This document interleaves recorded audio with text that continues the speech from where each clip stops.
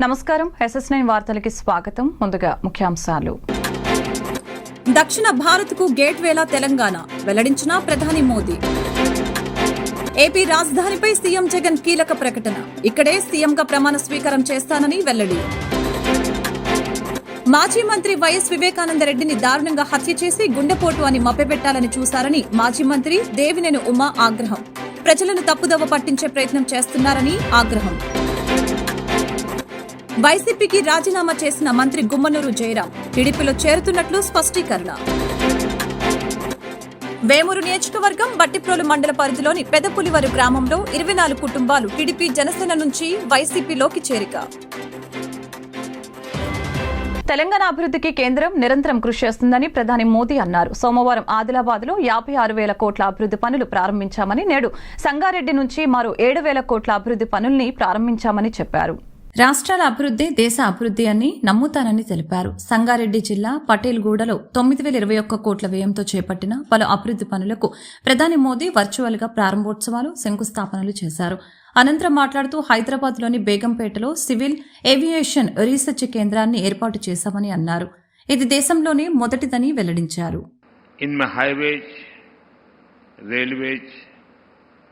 और एयरवेज से जुड़े आधुनिक इंफ्रास्ट्रक्चर के काम भी है. इनमें पेट्रोलियम से जुड़े प्रोजेक्ट भी हैं. कल भी जिन विकास कार्यों का लाभ तेलंगाना को मिला था वो ऊर्जा और पर्यावरण से लेकर इंफ्रास्ट्रक्चर तक अलग अलग क्षेत्रों से जुड़े थे. मैं इसी भावना पर चलता हूं. राज्य के विकास से देश का विकास, यही हमारे काम करने का तरीका है. और इसी संकल्प के साथ केंद्र सरकार तेलंगाना की भी सेवा कर रही है. मैं आज इस अवसर पर आप सबको और सभी तेलंगाना वासियों को विकास के इन सारे कामों के लिए बहुत बहुत बधाई देता हूं. साथियों, आज तेलंगाना को एविएशन सेक्टर में एक बहुत बड़ा उपहार मिला है. हैदराबाद के बेगमपेट एयरपोर्ट पर सिविल एविएशन रिसर्च ऑर्गेनाइजेशन यानी कारो की स्थापना की गई है. ये अपने तरह का देश का पहला एविएशन सेंटर होगा जो ऐसे आधुनिक स्टैंडर्ड्स पर बना है. इस सेंटर से हैदराबाद और तेलंगाना को एक नई पहचान मिलेगी. ఏపీ రాజధానిపై సీఎం జగన్ కీలక ప్రకటన చేశారు. ఎన్నికల తర్వాత ఏపీ రాజధానిగా విశాఖనే కొనసాగుతుందని, ఎన్నికల్లో గెలిచిన తర్వాత విశాఖలోనే సీఎంగా ప్రమాణ స్వీకారం చేస్తానని అన్నారు. ఎన్నికల తర్వాత విశాఖలోనే ఉంటానని, విశాఖ నుంచి పరిపాలన కొనసాగుతుందని అన్నారు జగన్. విశాఖను ఎకనామిక్ గ్రోత్ ఇంజిన్ గా మారుస్తానని తెలిపారు. విశాఖను పాలన రాజధానిగా చేయటం వెనుక వ్యక్తిగత స్వార్థమేమీ లేదని స్పష్టం చేశారు. అమరావతికి తాను వ్యతిరేకం కాదని, ఇకపై అమరావతి శాసన రాజధానిగా కొనసాగుతుందని ప్రకటించారు. So what exactly does Vision Vizag, Vision Visakha mean? Until and unless we think in those terms, until and unless we have passion for this particular place, for this particular city, this vision can never be visualized, can never be obtained, can never be realized. A lot of people, in fact, when I speak of these words, when I say the first thing what anybody should be doing is to come and stay here as a chief minister. And because of this Western interest, today Vizag has taken the beating. So going forward, I am here to assure everybody here that there would be changes, because this is inevitable. If one were to compete with Hyderabad, compete with Chennai, compete with Bangalore, it's very important Vizag becomes the economic growth engine. వైసీపీకి మరో shock తగిలింది. కీలక నేతలంతా పార్టీకి ఒక్కొక్కరుగా రాజీనామా చేస్తూ ఉన్నారు. మంగళవారం మంత్రి గుమ్మనూరు జయరాం పార్టీకి గుడ్ బై చెప్పేందుకు సిద్ధమయ్యారు. మంత్రి పదవికి పార్టీకి ఇవాళ రాజీనామా చేయనున్నారు. వైకాపాకు మరొక షాక్ తగిలింది. ఆ పార్టీని వీడుతున్నట్లు మంత్రి గుమ్మనూరు జయరాం తెలిపారు. విజయవాడలో నిర్వహించిన మీడియా సమావేశంలో ఈ మేరకు ఆయన ప్రకటించారు. వైకాపా ప్రాథమిక సభ్యత్వంతో పాటు ఎమ్మెల్యే, మంత్రి పదవులకి రాజీనామా చేస్తున్నట్లు వెల్లడించారు. నేడు మంగళగిరిలో టీడీపీ ఆధ్వర్యంలో నిర్వహిస్తున్న జైహో బీసీ సభలో ఆ పార్టీలో చేరుతున్నట్లు తెలిపారు. సీఎం జగన్ విధానాలతో విసుగు చెందానని గుమ్మనూరు విమర్శించారు. కర్నూలు ఎంపీ అభ్యర్థిగా పోటీ చేయాలని జగన్ అడిగారు. నాకది ఇష్టం లేదు. టీడీపీ తరపున గుంతకల్లు నుంచి పోటీ చేస్తా. తాడేపల్లిలో 2 పూజారులు ఉన్నారు. గుడిలో శిల్పం మాదిరిగా జగన్ తయారయ్యారు. సజ్జల రామకృష్ణారెడ్డి, ధనుంజయ రెడ్డి చెప్పిందే ఆయన చేస్తున్నారని ఆరోపించారు.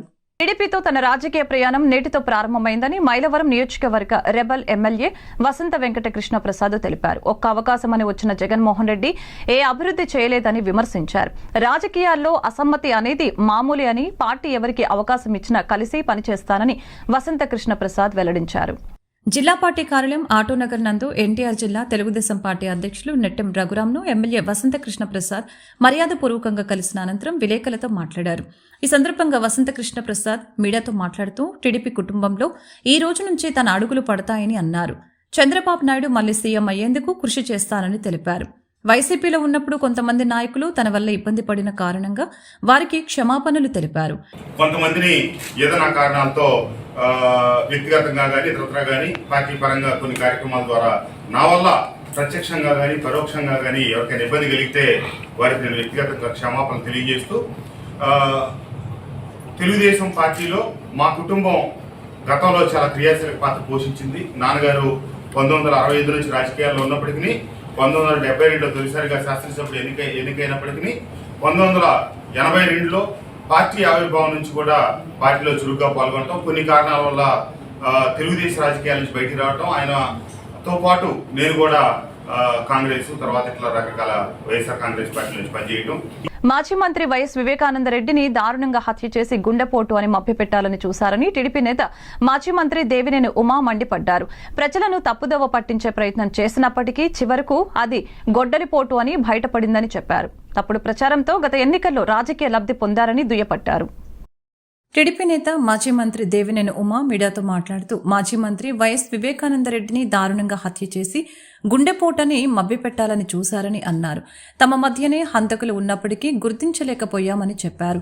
బాబాయిని చంపిన గొడ్డలి ఎవరిచ్చారు అని మీ చెల్లెలు అడుగుతుందని ప్రశ్నించారు. జిఎస్టీ ఇంటెలిజెన్స్ సంస్థ వాళ్ళు చేపడతారు, వాళ్ళు చేస్తారు.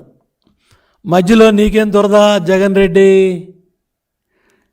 నువ్వెందుకు దూరావు దీంట్లో అంటే చిలకలూరుపేటలో ఓడిపోతాననే భయమా? పుల్లారావు మీద పోటీ చేసే అభ్యర్థి దొరకలేదనే ఏడుపా? దేనికి నీ దొరదా? అక్కడ డీసీసీఐ ఉంది, జిఎస్టీ ఇంటెలిజెన్స్ సంస్థలు ఉన్నాయి, వాళ్ళు పిలిచినప్పుడు వెళ్తున్నారు.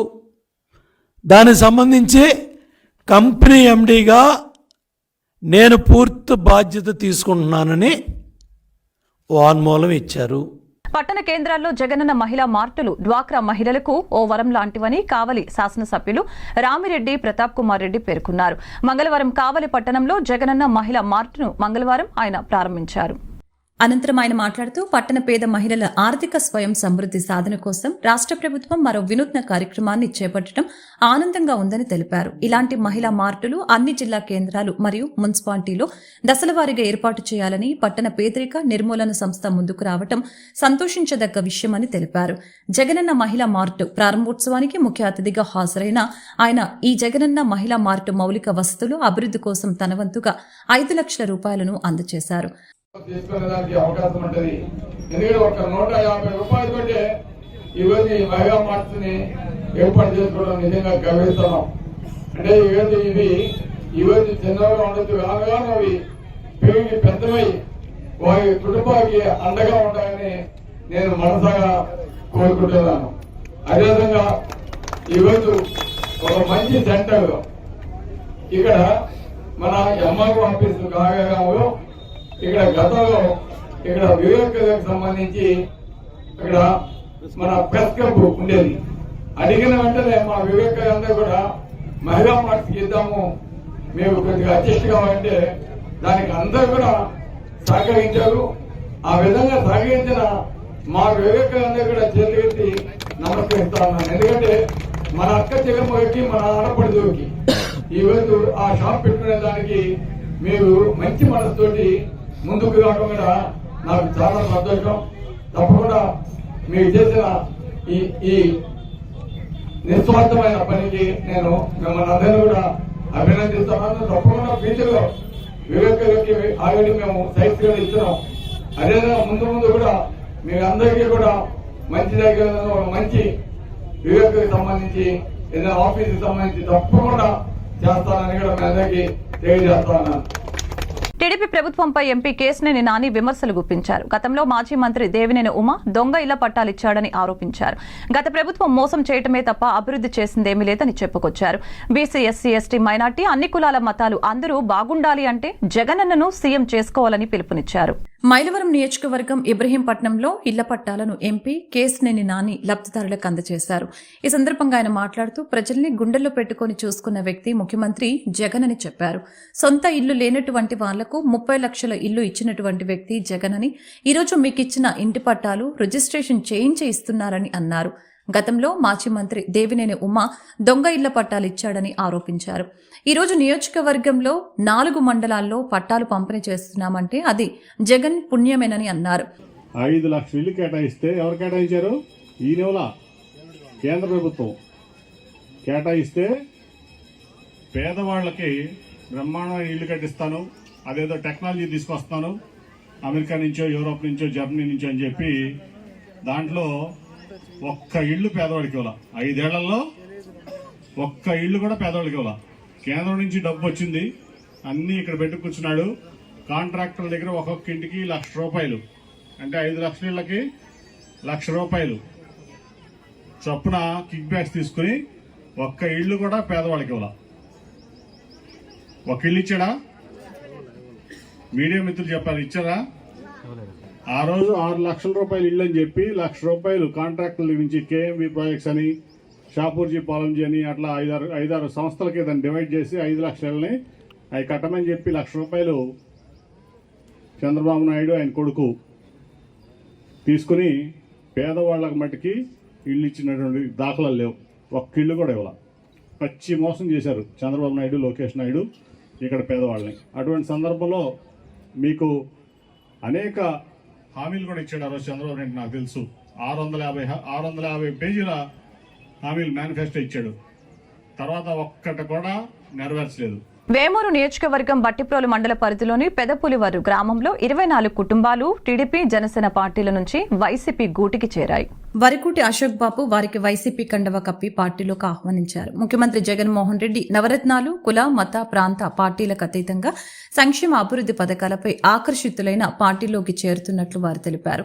ఈ సందర్భంగా అశోక్ బాబు మాట్లాడుతూ జగన్మోహన్ రెడ్డి రాష్ట్రంలో కుల, మత, ప్రాంత పార్టీలకు అతీతంగా సంక్షేమ పథకాలను అందిస్తున్నారని, రానున్న ఎన్నికల్లో అందరం సమిష్టిగా కలిసి పనిచేసి వైఎస్సార్ కాంగ్రెస్ పార్టీ విజయానికి కృషి చేసి జగన్మోహన్ రెడ్డిని ముఖ్యమంత్రిగా గెలిపించుకోవాలని ఆయన కోరారు.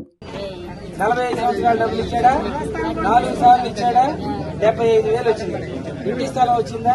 అది 2 లక్షల విలువ ఉంటుంది. 2,75,000 పింఛన్ వస్తుందా? మీ ఆయన పింఛన్ వస్తుంది. మీకు 4 సంవత్సరాలు 5 సంవత్సరాల నుంచి వస్తుందా? అది 1,80,000 ఉంటుంది. మొత్తం లెక్క అయింది. 270 1,75,000 వేసేసుకోండి. 345 ఇంకా 3,45,000 ఒక ఎస్టీ మహిళకి జగన్మోహన్ రెడ్డి గారు ఈ 5 సంవత్సరాలలో ఇచ్చారంటే తెలుగుదేశానికి ఓట్లు ఎప్పటి నుంచి వేస్తున్నావు? రామారావు గారు ఎప్పటి నుంచి వేస్తున్నావా తెలుగుదేశానికి? ఏ రూపాయన్నా వచ్చింది నీకు? చంద్రబాబు నాయుడు ఈ 14 ఏళ్లలో ₹1 ఇచ్చాడా? వీళ్ళందరూ ఆసరా డబ్బులు కూడా ఉన్నాయి. అవి ఎంత ఉన్నాయి? నాకేం ఇవ్వద్దు లేదు. మొత్తం 4 లక్షలు తీసుకున్నాను. రైట్. ఇది ఎంత సంతోషం అంటే పేద వర్గాలకి ఎంత డబ్బులు వస్తున్నాయంటే ఎంత సంతోషమో.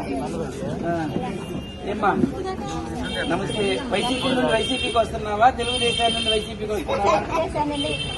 ఇప్పుడు దాకా తెలుగుదేశానికి ఓట్లు వేసావు. మొన్న ఎవరికి వేసావు ఓటు? తెలుగుదేశానికి వేసావు. ఎందుకు వస్తున్నావు పార్టీలోకి? ఇంటి స్థలం, ఎస్టీ మహిళ, ఎరుకుల ఇంటి స్థలం వచ్చింది, పెన్షన్ వస్తుంది, ఆసరా డబ్బులు వచ్చింది, పిల్లలు చదువులు చదివేశారు. పార్టీలోకి సంతోషంగా వస్తున్నారు. వార్తలు ముగించే ముందు ముఖ్యాంశాలు మరొకసారి. దక్షిణ భారత్కు గేట్వేలా తెలంగాణ, వెల్లడించిన ప్రధాని మోదీ. ఏపీ రాజధానిపై సీఎం జగన్ కీలక ప్రకటన, ఇక్కడే సీఎంగా ప్రమాణ స్వీకారం చేస్తానని వెల్లడి. మాజీ మంత్రి వైఎస్ వివేకానందరెడ్డిని దారుణంగా హత్య చేసి గుండెపోటు అని మభ్యపెట్టాలని చూశారని మాజీ మంత్రి దేవినేని ఉమా ఆగ్రహం. ప్రజలను తప్పుదోవ పట్టించే ప్రయత్నం చేస్తున్నారని ఆగ్రహం. వైసీపీకి రాజీనామా చేసిన మంత్రి గుమ్మనూరు జయరాం టీడీపీలో చేరుతున్నట్లు స్పష్టీకరణ. వేమూరు నియోజకవర్గం బట్టిప్రోలు మండల పరిధిలోని పెదపులివరు గ్రామంలో 24 కుటుంబాలు టీడీపీ జనసేన నుంచి వైసీపీలోకి చేరిక. ఈ వార్తలు ఇంతటితో సమాప్తం. మరొక బులెటిన్లో మళ్ళీ కలుద్దాం. నమస్కారం.